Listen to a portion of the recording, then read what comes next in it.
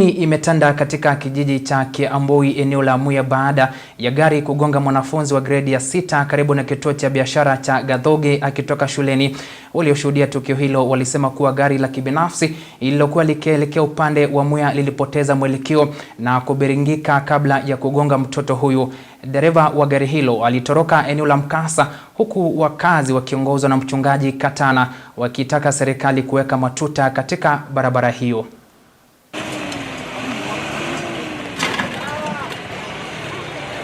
Leo kumekuwa na ajali mara mbili hapa, ambayo moja ilikuwa ni lori pale imeanguka na hiyo lori ikakreate jam.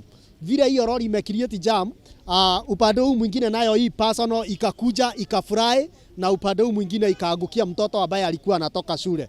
So tuko na hofu sana kwa sababu hii barabara tumekuwa tukilia sana tuwekewe bump hapa ndio hii ajali ziishe, kwa sababu hii sio ajali ya kwanza. Hapa haiwezi maliza miezi miwili kama hakuja kufa mtu through accident.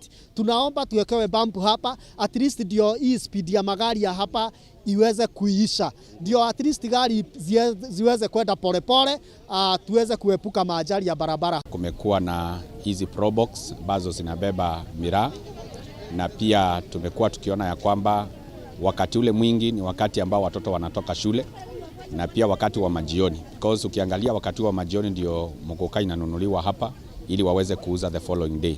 Kwa hivyo tulikuwa tunaomba hata kama serikali inaweza pengine kutuwekea hizi vyuma ambazo zinawekwa sides kwa barabara, ili hizi na bulbs pia, ili mtu akitoka kule juu ama pengine akitoka upande huu mwingine anaweza kuanza kuslow, because that is the most the concern ambayo iko hapa. Na shida ya barabara ni kwamba gari zinatokanga pale kwa ile mteremko zikiwa na speed sana, alafu vile zinakujanga na speed azitambui kama mtu wa boda ako kando ama mtu mwingine mwenye anatembea na miguu ako kando, zinakujanga tu kama zimepita.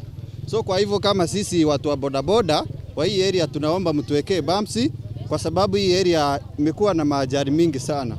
Hii area imekuwa na accident mara mingi sana, mara mingi hata hatuwezi maliza, hata watu wamekuwa kikufa, watu wa bodaboda. Tunaomba serikali ituangalie, iweze kutuwekea bumps na ili hii mambo iweze kuisha.